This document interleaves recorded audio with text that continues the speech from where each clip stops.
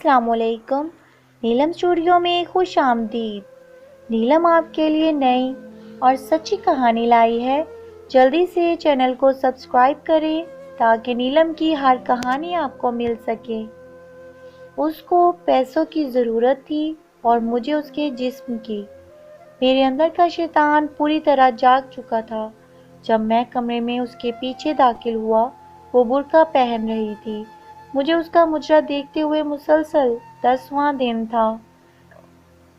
क्या गजब की नई चीज़ हीरा मंडी में आई थी। उसका नाम बुलबुल था। जब वो नाचती और थिरकती थी तो जैसे सब तमाशबीन महू हो जाते। रोज़ाना उसको नाचता देख के मेरी शैतानी हवस मज़ीद प्यासी होती जाती और मैंने फैसला कर लिया कि इसे ज़रूर मिलूँगा। मैं हर कीमत पर उसे हासिल करना चाहता था। उस दिन मुजरा के दौरान वो बुझी बुझी सी दिखाई दे रही थी। उसके नाच में वो रवानी भी नहीं थी, लेकिन मुझे उससे मिलना था, बात करनी थी और मामला तय करने थे। मुजरे के इख्तिताम पे जब सब तमाशबीन चले गए तो मैं भी उठा। वो कोठे की बालकनी में अपनी नायिका के साथ किसी बात पर उलझ रही थी। दरवाज़ा के थोड़ा सा करीब हुआ तो मैंने सुना कि वो उससे रो रो कर कुछ मज़ीद रकम का मुतालबा कर रही थी, मगर नायिका उसको धुतकार रही थी और आखिर में गुस्से में वो बुलबुल को अगले दिन वक्त पे आने का कहकर वहाँ से बुड़बुड़ाती हुई निकल गई। बुलबुल को पैसों की अशद ज़रूरत है, ये जान के मेरे अंदर खुशी की एक लहर दौड़ गई। चेहरे पर शैतानी मुस्कुराहट फैल गई कि वो ज़रूरत पूरी करके मैं उसके साथ जो चाहे कर सकता हूँ। मैं उसकी जानिब बढ़ा। उसका चेहरा दूसरी तरफ था और वो बुर्का पहन रही थी। पास जाकर जब मैंने उसे पुकारा तो वो मेरी तरफ मुड़ी। उसका चेहरा आंसुओं से तर और बर्फ के मानंद ऐसे सफ़ेद था जैसे किसी ने उसका सारा खून निकाल लिया हो। उसकी ये हालत देखकर मैं चकरा सा गया और उससे पूछा कि क्या हुआ है, वो ऐसे क्यों रो रही है। मेरी तरफ देखते हुए वो चंद लम्हे खामोश रही और मेरे दोबारा पूछने पर घुटी घुटी आवाज़ में बोली, माँ मर गई क्या। जब मुझे उसकी समझ नहीं आई तो वो बेख्तियार रोते हुए दोबारा बोली, क्या आज मेरी माँ मर गई। इस जवाब से जैसे मेरे मुंह को ताला लग गया। मेरी शैतानी हवस जिसको पूरा करने के लिए मैं उसकी जानिब आया था, मुझसे मीलों दूर भाग गई। तो तुम यहाँ क्या कर रही हो? मैंने गुस्से और हैरत से उससे पूछा। कफन दफन के पैसे नहीं हैं मेरे पास, इसलिए मैं मुजरा करने आई थी, मगर नायिका आज पैसे ही नहीं दे रही। कहती है बहुत मंदी है, तमाशबीन कोठे पर नहीं आते, जो आते हैं वो पहले की तरह कुछ लुटाते नहीं। वो कह रही है कि ऐदी वालों से अपनी माँ के कफन दफन का इंतज़ाम करवा लो। इतना कह के वो बुर्का पहनकर कोठे से बाहर निकल आई। मैं भी उसके पीछे चल पड़ा। मैं तुम्हारी माँ के कफन दफन का बंदोबस्त करता हूँ।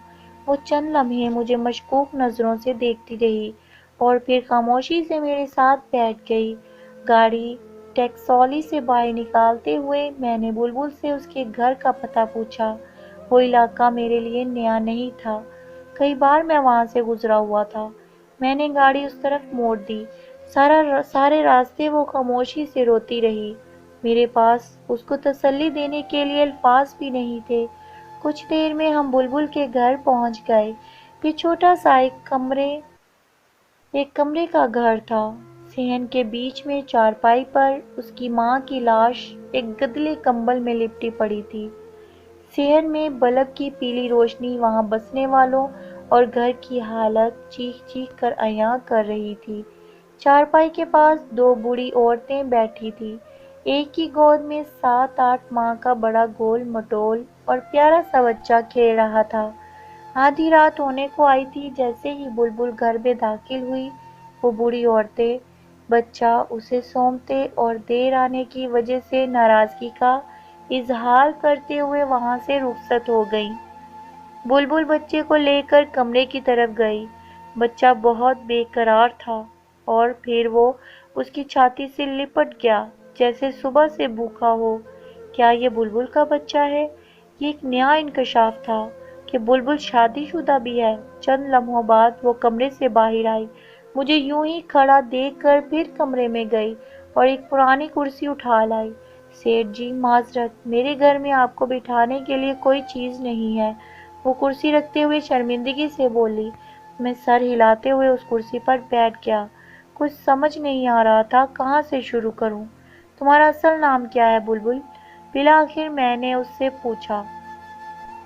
وہ چپ رہی، شاید بتانا نہیں چاہ رہی تھی۔ افشاں، میرے دوبارہ پوچھنے پر اس نے آہستہ سے کہا۔ بہت افسوس ہوا تمہاری ماں کی وفات کا۔ وہ خاموش رہی۔ تمہارا باپ، بھائی کوئی ہے؟ اس نے خاموشی سے نہیں میں سر ہلایا۔ یہ بچہ تمہارا ہے؟ اس نے پھر خاموشی سے ہاں میں سر ہلایا۔ تمہارا شوہر کہاں ہے؟ چند لمحوں بعد وہ بولی، چھوڑ گیا۔ تم ہیرا منڈی کیسے گئی؟ تم مجھے ناچنے گانے والی تو نہیں لگتی۔ اب وہ نظریں اٹھا کر مجھے دیکھتی ہوئی بولی، سیٹھ جی قسمت وہاں لے گئی۔ گھر میں کوئی مرد نہیں تھا، ایک بیمار ماں اور بچے کی ذمہ داری تھی۔ کہیں اور کام نہیں ملا تو نہ چاہتے ہوئے بھی مجبوراً یہ راستہ اختیار کرنا پڑا۔ کچھ عرصے تک نائکا نے ناچ گانا سکھایا اور پھر دھندے پر بٹھا دیا۔ وہ مجھے مجرا کرنے کے روزانہ 200 روپے دیتی ہے اور ساتھ میں تماش بینوں کا بچا کچا کھانا، جو میں گھر لا کے اپنی ماں کو کھلاتی ہوں اور خود بھی کھاتی ہوں۔ برقعے میں آتی جاتی ہوں جس سے محلے میں کسی کو پتہ نہیں چلتا اور ایک بھرم قائم ہے۔ سیٹھ جی ایسی کتنی ہی بے سہارا گمنام لڑکیاں معاشی حالات کے ہاتھوں مجبور ہو کر ان کوٹوں پر ناچنے پر مجبور ہیں۔ آپ لوگوں کو کیا پتا وہ کتنی مجبور ہو کر یہ قدم اٹھاتی ہیں۔ کوئی لڑکی اپنی خوشی سے یوں سب کے سامنے اپنا جسم، اپنی عزت نیلام نہیں کرتی۔ جو لڑکیاں ایک بار اس دلدل میں گر پڑتی ہیں پھر وہ دھستی ہی چلی جاتی ہیں اور پھر اس میں ہمیشہ کے لیے ڈوب جاتی ہیں۔ یہ سب کچھ بتاتے ہوئے افشاں کے لہجے میں بے بسی اور بے چارگی تھی، جیسے وہ کسی ناکردہ گناہوں کی سزا کاٹ رہی ہو۔ میں کچھ دیر اس کے چہرے کو دیکھتا رہا، پھر پرس سے چند نوٹ نکالے اور اس کے ہاتھ میں تھماتے ہوئے بولا، کل اپنی ماں کی تدفین کروا لینا اور بچے کے لیے کچھ خوراک اور گھر کے لیے راشن پانی لے لینا۔ وہ اتنے سارے نوٹ ایک ساتھ دیکھ کر حیران ہو گئی۔ کیا ہوا؟ میں نے اس کو یوں چپ دیکھتے ہوئے پوچھا۔ سیٹھ جی مجھے ان روپوں کے بدلے کیا کرنا ہوگا؟ وہ ڈرتے ڈرتے پوچھ رہی تھی، شاید یہ سوچ رہی تھی کہ ان نوٹوں کے بدلے سیٹھ پتہ نہیں کب تک اس کا جسم نوچے گا، کب تک اس کو سیٹھ کی رکھیل بن کر رہنا پڑے گا۔ اس کی بات سن کر مجھے اپنے آپ سے اتنی نفرت ہوئی کہ میں خواہش کرنے لگا کہ زمین پھٹ جائے اور میں اس میں سما جاؤں۔ مجھے احساس ہوا کہ میں ذلت اور اپنے کردار کی پستی کی آخری حد کو چھو رہا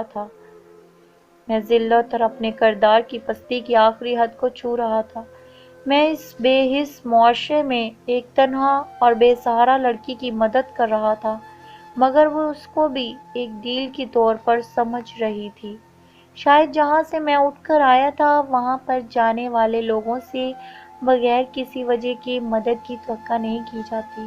میں نے لرزتی آواز میں جواب دیا، تمہیں کچھ نہیں کرنا پڑے گا، تم اب کوٹھے پر مجرا کرنے نہیں جاؤ گی، میں اپنے گھر میں رہو گی، ہر مہینے تمہیں منی آرڈر مل جایا کرے گا۔ تم نے کرنا بس یہ ہے کہ یہ جو بچہ تمہاری گود میں ہے اس کی تربیت ایسے کرو کہ یہ ایک دن بڑا ہو کر تمہارا سہارا بن سکے۔ یہ جو رقم میں بھجواؤں گا یہ تم پر قرض ہے، اور جب تمہارا بیٹا جوان ہو جائے گا، ایک قابل انسان بن جائے گا تو تم مجھے واپس کر دینا۔ افشاں حیران پریشان کھڑی مجھے دیکھ رہی تھی، اس انسان کو جس کے سامنے ابھی وہ ناچ کر آئی تھی، وہ اس سے ایسی باتیں کر رہا تھا، پھر وہ بے آواز رو پڑی۔ مجھے سے وہاں رکا نہیں گیا۔ میں نے افشاں کے گھر کا پتہ لیا اور اس کو اپنا کیا وعدہ یاد دلا کر وہاں سے رخصت ہو گیا۔ سارے راستے میں یہی سوچتا رہا، مجھے تم سے کچھ نہیں چاہیے، مجھے تم سے کچھ نہیں چاہیے افشاں، جو تم نے مجھے دیا ہے میں اس کا احسان ساری عمر نہیں اتار پاؤں گا۔